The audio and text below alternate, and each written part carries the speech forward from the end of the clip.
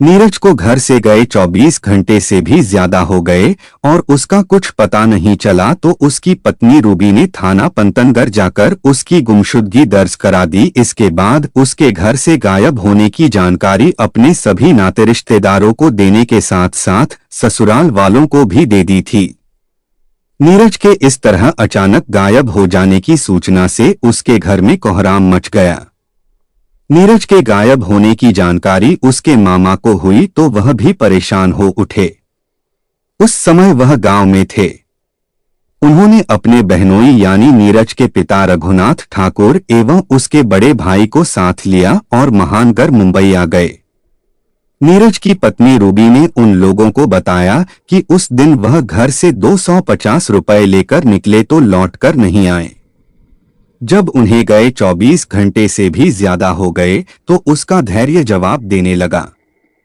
उसने थाना पंतनगर जाकर उनकी गुमशुदगी दर्ज करा दी और सभी को उनके घर न आने की जानकारी दे दी। नीरज के इस तरह अचानक गायब हो जाने से उसके पिता रघुनाथ ठाकुर, बड़ा भाई और मामा रमाशंकर चौधरी परेशान हो उठे। सभी लोग मिलकर अपने तरीके से नीरज की तलाश करने लगे।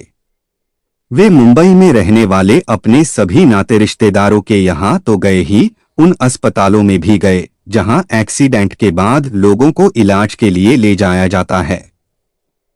आसपास के पुलिस थानों में भी पता किया, लेकिन उसका कहीं कुछ पता नहीं चला।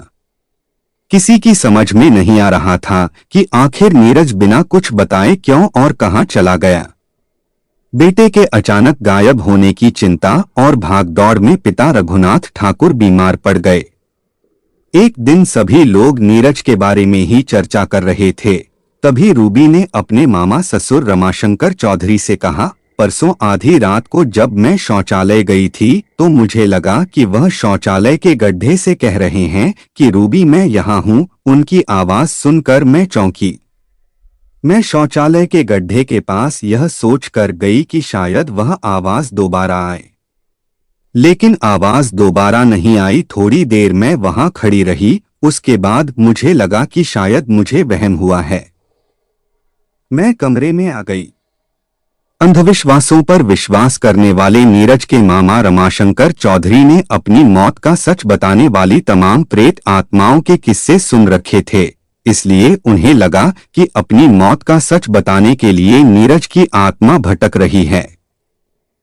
कहीं वह शौचालय के गड्ढे में तो गिरकर नहीं मर गया। सुबह उठकर वह शौचालय के गड्ढे के ऊपर रखे ढक्कन को देख रहे थे। तभी शौचालय की साफ सफाई करने वाला प्रशांत उर्फ ननकी फिनाइल की बोतल लेकर आया और उसके आसपास फिनाइल डालने लगा। उन्होंने पूछा, भाई यहाँ फिनाइल क्यों डाल रहा है? आज यहाँ से कुछ अजीब सी बदबू आ रही है, इसलिए सोचा कि फिनाइल डाल दूंगा तो बदबू खत्म हो जाएगी, प्रशांत ने कहा। प्रशांत की इस बात से रमाशंकर को लगा कि कहीं सचमुच तो नहीं नीरज इस गड्ढे में गिर गया। शायद इसी वजह से बदबू आ रही है। वह तुरंत शौचालय के गड्ढे के ढक्कन के पास पहुंच गए। उसे हटाने के लिए उन्होंने उस पर जोर से लात मारी तो संयोग से वह टूट गया। ढक्कन के टूटते ही उसमें से इतनी तेज दुर्गंध आई कि रमाशंकर चौधरी को चक्कर सा आ गया। 5 मिनट के बाद उन्होंने अपनी नाक पर कपड़ा रखकर उस गड्ढे के अंदर झांका तो उन्हें सफेद कपड़े में लिपटी कोई भारी चीज दिखाई दी। उसे देखकर उन्हें यही लगा, यह भारी चीज किसी की लाश है। उन्होंने यह बात रूबी को बताने के साथ साथ शौचालय के संचालक नरेन भाई सोलंकी को भी बता दी। यह 27 मार्च 2014 की बात थी। इसके बाद रमाशंकर चौधरी सीधे थाना पंतनगर जा पहुंचे।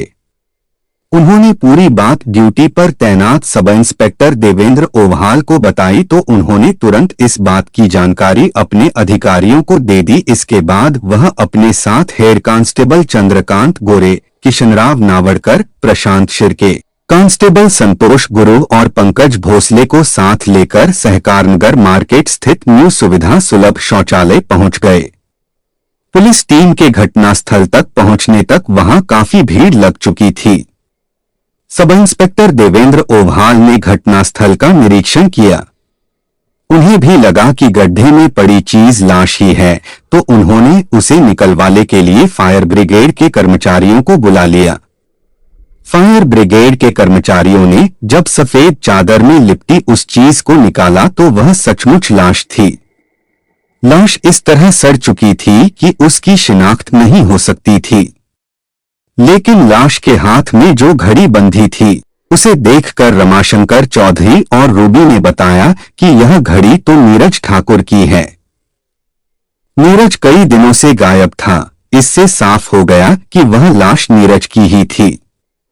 सब इंस्पेक्टर देवेंद्र ओभाल अपने साथी पुलिसकर्मियों के साथ लाश और घटनास्थल का निरीक्षण कर रहे थे कि शौचालय के गड्ढे में लाश मिलने की सूचना पाकर परिमंडल 6 के additional police commissioner Mahesh Dhurye, assistant police commissioner Vilas Patil, senior inspector Nirmal, inspector Jitendra Agarkar, assistant inspector Satpal और प्रदीप दुपट्टे भी आ गए।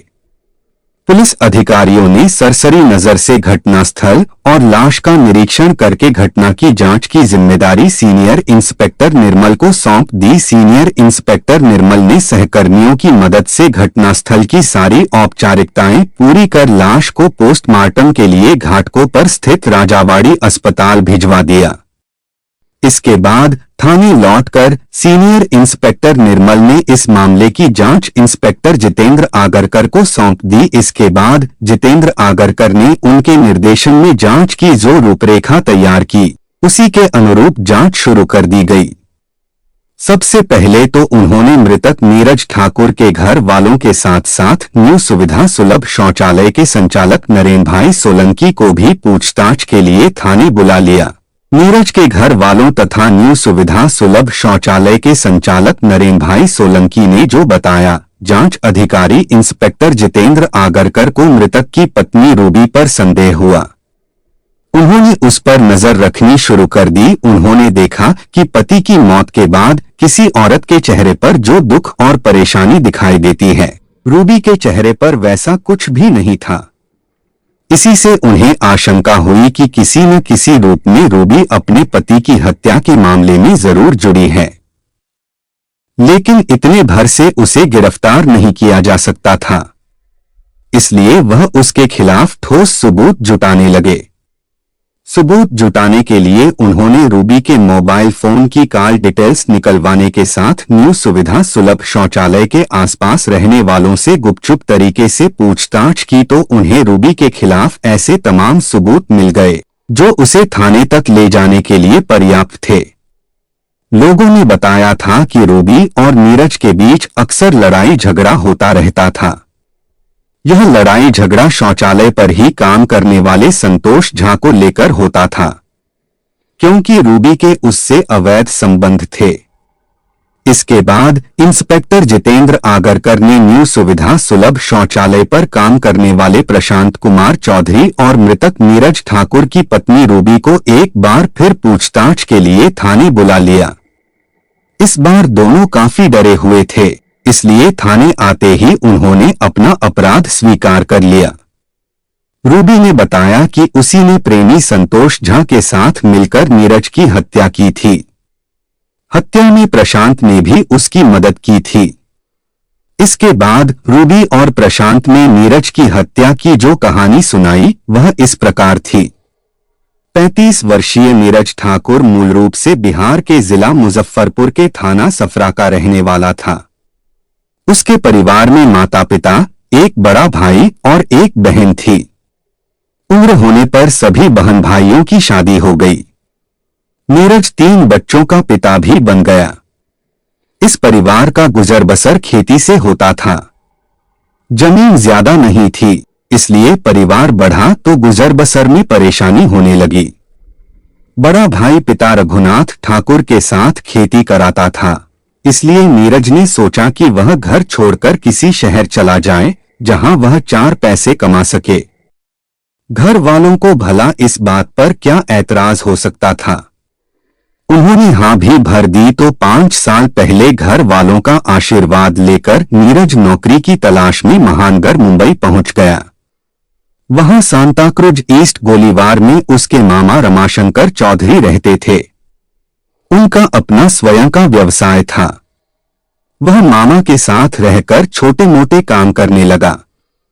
कुछ दिनों बाद उसकी मुलाकात न्यू सुविधा सुलभ शौचालय के संचालक नरेन भाई सोलंकी से हुई तो घाटकों पर थाना पंतनगर के सहकार नगर मार्केट स्थित न्यू सुविधा सुलभ शौचालय की उन्होंने जिम्मेदारी उसे सौंप दी। आधुनिक रूप से बना यह शौचालय काफी बड़ा था। उसी के टेरेस पर कर्मचारियों के रहने के लिए कई कमरे बने थे। उन्हीं में से एक कमरा नीरज ठाकुर को भी मिल गया। न्यू सुविधा सुलभ शौचालय से नीरज को ठीक ठाक आमदनी हो जाती थी। जब उसे लगा कि वह शौचालय की आमदनी से परिवार की जिम्मेदारी उठा सकता है तो गांव जाकर वह पत्नी रूबी और बच्चों को भी ले आया, क्योंकि वह बच्चों को पढ़ा लिखाकर उनका भविष्य सुधारना चाहता था। नीरज परिवार के साथ न्यू सुविधा सुलभ शौचालय के टेरेस पर बने कमरे में आराम से रह रहा था। जिंदगी आराम से गुजर रही थी।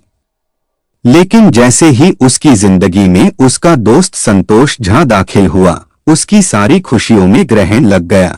संतोष झा उसी के गांव का रहने वाला उसका बचपन का दोस्त था।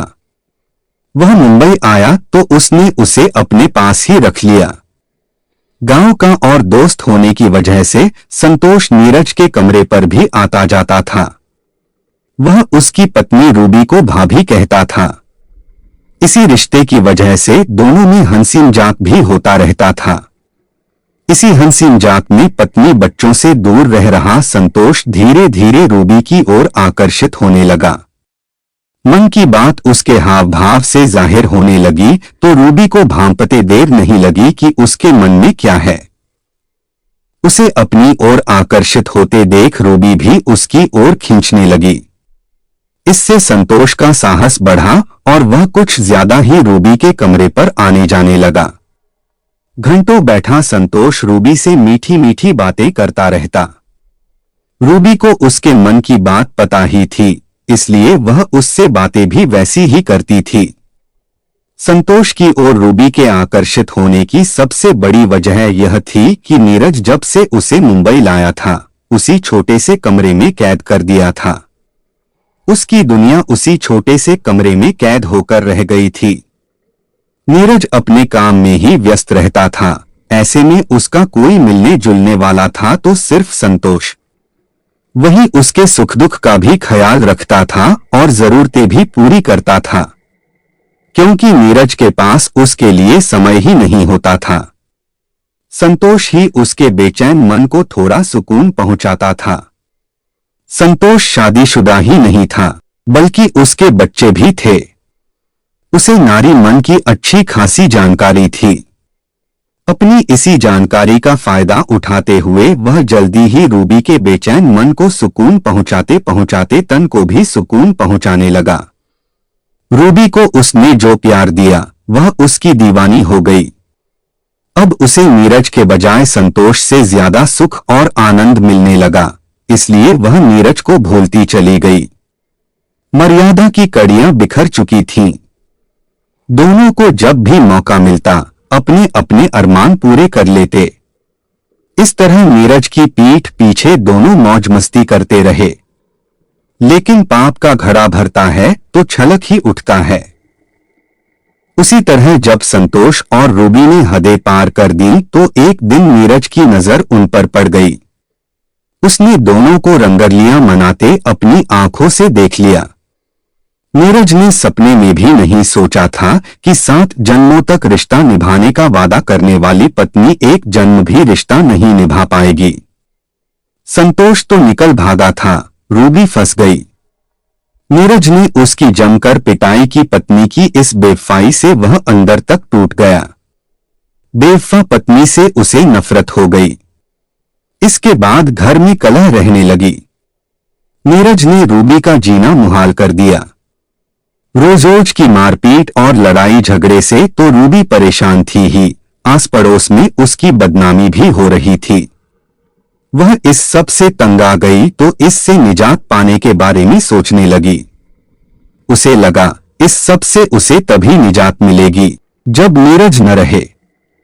फिर क्या था, ठिकाने लगाने की उसने साजिश रच डाली। अपनी इस साजिश में रूबी ने अपने ही शौचालय पर काम करने वाले प्रशांत चौधरी को यह कहकर शामिल कर लिया कि नीरज ठाकुर के न रहने पर वह न्यू सुविधा सुलभ शौचालय को चलाने की जिम्मेदारी उसे दिलवा देगी। इसके अलावा वह उसे 50,000 रुपए नकद भी देगी। न्यू सुविधा सुलभ शौचालय चलाने की जिम्मेदारी और 50,000 रुपए के लालच में प्रशांत नीरज की हत्या में साथ देने को तैयार हो गया। इस तरह रूबी ने अपने सुहाग का सौदा कर डाला। 10 मार्च 2014 की शाम नीरज ठाकुर 250 रुपए लेकर किसी काम से 2 दिनों के लिए बाहर चला गया। 12 मार्च की रात में लौटा तो पहले से रची गई साजिश के अनुसार शौचालय के टेरेस पर गहरी नींद सो रहे नीरज के दोनों पैरों को प्रशांत ने कसकर पकड़ लिया तो संतोष उसकी छाती पर बैठ गया। नीरज अपने बचाव के लिए कुछ कर पाता उसके पहले ही रूबी ने सब्जी काटने वाले चाकू से उसका गला रेत दिया। कुछ देर छटपटाकर नीरज मर गया तो तीनों ने उसकी लाश को सफेद चादर में पलेटकर टेरेस से नीचे फेंक दिया।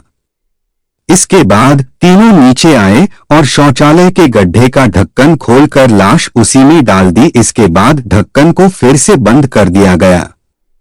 नीरज की हत्या करके संतोष डोंबिवली चला गया तो प्रशांत और रूबी अपने अपने कमरे पर चले गए। रूबी ने अपना अपराध छिपाने के लिए अगले दिन थाना पंतनगर जाकर पति की गुमशुदगी भी दर्ज करा दी, लेकिन पुलिस की पैनी नजरों से वह बच नहीं सकी और पकड़ी गई। रूबी से नीरज की हत्या की पूरी कहानी सुनने के बाद इंस्पेक्टर जितेंद्र आगरकर संतोष झा को गिरफ्तार करने पहुंचे तो पता चला वह अपने गांव भाग गया है। एक पुलिस टीम तुरंत उसके गांव के लिए रवाना हो गई। संयोग से वह गांव में मिल गया। पुलिस उसे गिरफ्तार करके मुंबई ले आई। मुंबई आने पर उसने भी अपना अपराध स्वीकार कर लिया। इंस्पेक्टर जितेंद्र आगरकर ने रूबी, संतोष झा और प्रशांत चौधरी से पूछताछ के बाद भादंबी की धारा 302-202 के तहत मुकदमा दर्ज कर तीनों को न्यायालय में पेश किया, जहां से उन्हें आर्थर रोड जेल भेज दिया गया। कथा पुलिस सूत्रों पर आधारित।